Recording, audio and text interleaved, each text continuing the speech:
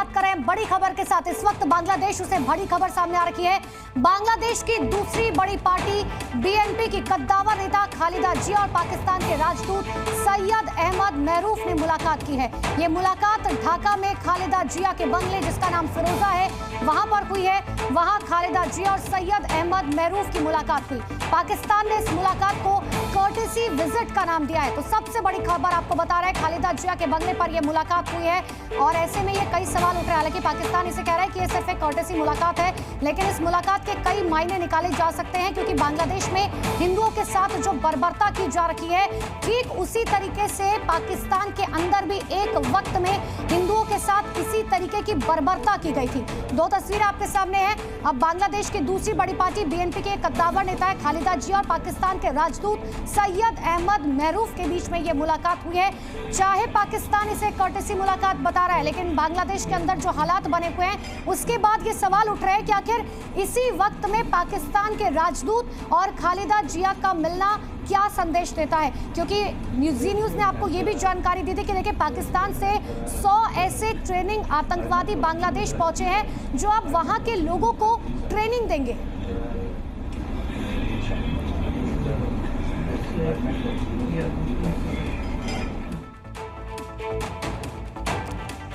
तो मुलाकात तो हो चुकी है, लेकिन अब हम आपको ग्राफिक के जरिए जरा बांग्लादेश की पूर्व पीएम खालिदा जिया के एक हिट स्टोरी दिखाते हैं। समझिए।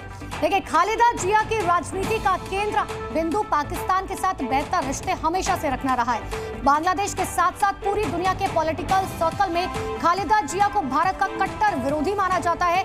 जब जब खालिदा जिया सत्ता में आई है, तो पाकिस्तानी खुफिया एजेंसी आईएसआई ने बांग्लादेश से अपना टेरर नेटवर्क चलाया है। साल 2001 से लेकर साल 2006 तक की बात करें तो आईएसआई ने बांग्लादेश की धरती से भारत में आतंकी हमलों की साजिश की थी।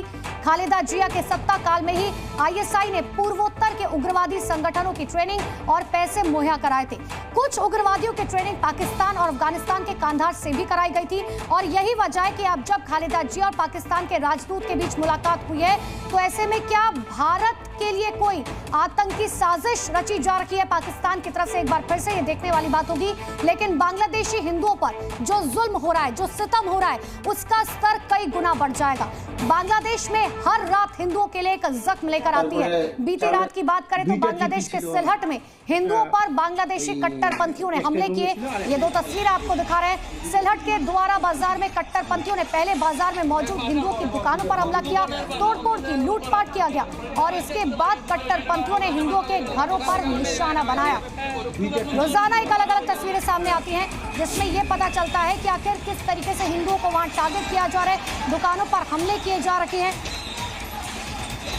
और घरों में तोड़फोड़ लगातार वहां पर जारी है। इन सब के बीच में कट्टरपंथी जिया के घर पर पाकिस्तान के राजदूत पधारे और उन दोनों के बीच में ये मुलाकात हुई। लेकिन कहा जा रहा है ये कर्टेसी मीटिंग है, लेकिन अब सवाल ये उठ रहा है कि कर्टेसी मीटिंग के आड़ में कहीं पाकिस्तान जो है कोई नई आतंकी साजिश हिंदुस्तान के खिलाफ तो नहीं रच रहा है, क्योंकि वहां पर हिंदुओं को टारगेट लगातार किया जा रहा है।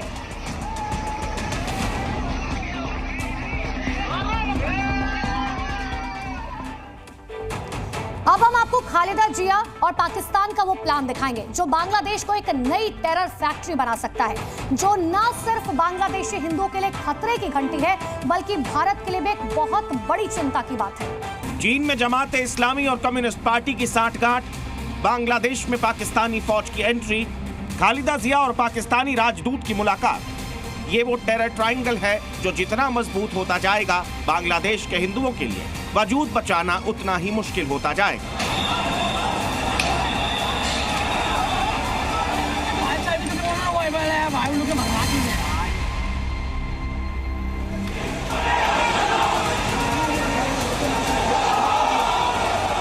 बांग्लादेश में हिफाजत इस्लाम और जमात इस्लामी जैसे संगठन अब खुलेआम हिंदुओं के नरसंहार का ऐलान कर रहे हैं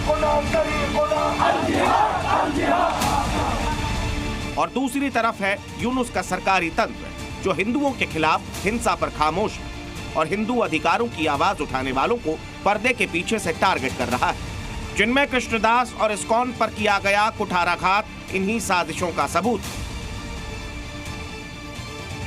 रास्ते में अगर कंठी पहनने के लिए और तिलक लगाने के लिए अटैक अगर होता है तो ये भी तो एक बहुत ही बड़ा कंसर्न है। कि जो लाइफ है अगर वही थ्रेटेंड हो जाए तो फिर इस तरह के, इसीलिए मतलब ये कहा गया है कि at least for the time being आप लोग ऐसा कुछ मत करिए कि जिससे अटैक हो जाए। हिंदुओं के नरसंहार में सिर्फ यूनुस का फायदा नहीं है, बल्कि इससे ज्यादा बड़ा हित पाकिस्तान और चीन का सधता है। चीन और पाकिस्तान की टूल किट को समझना बहुत मुश्किल नहीं है। ये दोनों देश चाहते हैं कि बांग्लादेश में कट्टरपंथी इकोसिस्टम खड़ा किया जाए। इस कट्टरपंथी इकोसिस्टम को हिंदुओं के खिलाफ हिंसा में इस्तेमाल किया जाए। कट्टरपंथियों के तुष्टीकरण के जरिए पसंदीदा नेताओं के हित वाला राजनीतिक माहौल तैयार किया जाए और इस माहौल में ऐसी सत्ता खड़ी की जाए जो पाकिस्तान और चीन की कठपुतली की तरह काम करे।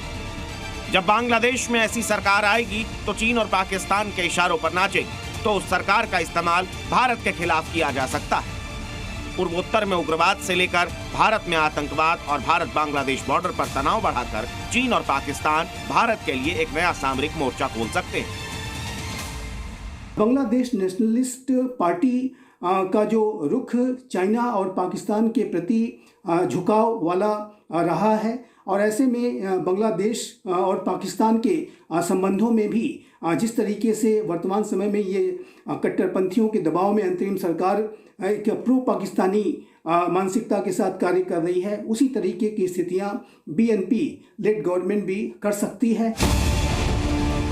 ये सभी बिंदु अगर एक साथ जोड़े जाएं तो ये समझ आता है कि बांग्लादेशी हिंदुओं को बलि का बकरा बनाया गया है, जिनकी गर्दन काटकर वो सिस्टम तैयार होगा जो चीन और पाकिस्तान के लिए भारत विरोधी एजेंडा को आगे बढ़ाएगा। ब्यूरो रिपोर्ट, ज़ी मीडिया।